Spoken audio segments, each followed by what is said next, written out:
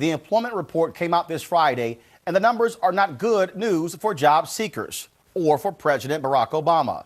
Only a net gain of 69,000 new jobs were created, 82,000 in the private sector. The unemployment rate rose 0.1% to 8.2%.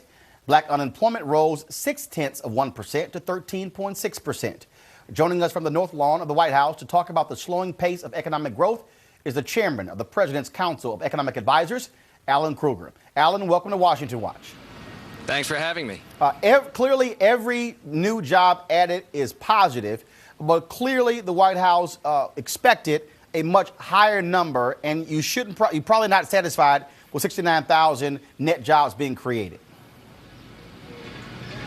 You know, we have now had 27 months in a row of private sector job growth. We need more jobs in this country.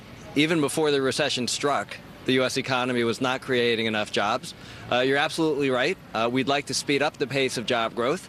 There's an enormous hole when it comes to jobs because of the recession and because of problems that preceded the recession. Now, we saw manufacturing for the last several months doing extremely well. Well, manufacturing continued to expand, and some of the other indicators coming in also point to an expansion in the manufacturing sector. The Purchasing Manager Survey today, for example, indicated that manufacturing is still expanding and that orders, in fact, are growing. And manufacturing has been one of the brighter spots in the economy, right. And we'd like to see manufacturing accelerate even. Now, that's one of the issues that we focused on, not getting stuck on this month-to-month report, if you will. But clearly, the economy is going to be a driving force, the most important factor when it comes to the election in November. And so clearly, the White House wants that positive news over the next 2, 3, 4 months, because, again, when you have this kind of report, it frankly causes things to contract. And then you still have to deal with the fragile economy. When we talk about moving out of this particular pace, what do you see for the next 3, 4, 5 months in terms of job growth? Are you expecting 100,000 plus a month, or should expect this sort of up and down sort of scenario? Well, first of all, as long as I've been here, and I started at the Treasury Department early on in the administration, we've been focused on trying to turn the economy around. When the president came to office, we were losing over 750,000 jobs a month.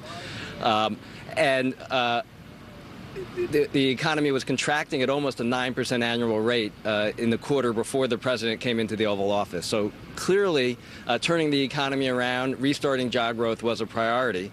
And for the last 27 months, we've had job growth each month. Now, it has been up and down. I think that's something we can expect in this type of an economy when you're coming out of such a deep recession that was caused by a financial crisis. And it is the case that the U.S. is not insulated from what's going on in the world. There are headwinds coming from Europe. We've seen gasoline and oil price spikes.